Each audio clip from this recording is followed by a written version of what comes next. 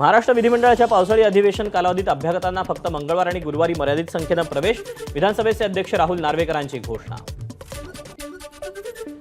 मुख्यमंत्री सांगतील तेव्हा छत्रपती संभाजीनगरचा पालकमंत्री होणार, मंत्री अब्दुल सत्तारांची माहिती। पालकमंत्री जिल्ह्याच्या व्यक्तीलाच द्यावं, सत्तारांची मागणी।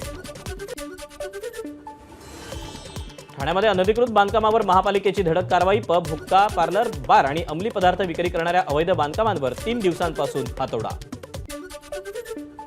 पुण्यातील पब, बार आणि हॉटेलच्या अनधिकृत कामावर सलग 5व्या दिवशी बुलडोझर, महापालिकेची धडक कारवाई। धाराशिवच्या कळंबमध्ये गेल्या 3 दिवसांपासून शोले स्टाईल आंदोलन करणारे एसटी कर्मचारी सच्चिदानंद पुरींचा मुख्यमंत्र्यांशी संवाद। अधिवेशन संपल्यानंतर तुमचे विषय मार्गी लावणार, मुख्यमंत्र्यांचं आश्वासन। अहमदनगरमध्ये माजी आमदाराकडे 1 कोटी रुपयांची खंडणी मागितल्याचा धक्कादायक प्रकार। अश्लील व्हिडिओ क्लिप व्हायरल करण्याची धमकी देऊन खंडणी मागितली। 2 महिलांचं यूट्यूब चॅनलच्या पत्रकाराविरोधात गुन्हा दाखल। सिंधुदुर्गातल्या आंबोलीत वर्षा पर्यटनासाठी पर्यटकांची गर्दी। निसर्ग सौंदर्यानं बहरलेला आंबोलीचा परिसर पाहण्यासाठी मोठ्या संख्येनं पर्यटक सिंधुदुर्गात दाखल।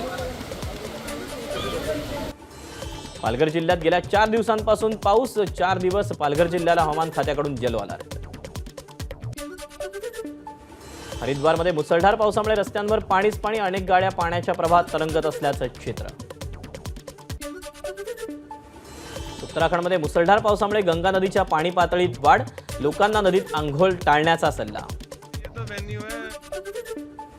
हरिद्वारमध्ये मुसळधार पावसामुळे गंगा नदीच्या पाणी पातळीत वाढ, नदीच्या आजूबाजूला पार्क केलेली वाहनं बुडाली, वाहनं पार्किंगमध्येच पार्क करण्याचं पोलिसांचं आवाहन।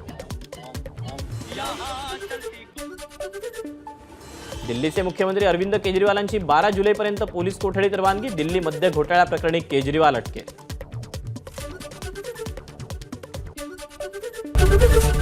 एबीपी माझा, उघडा डोळे बघा नीट।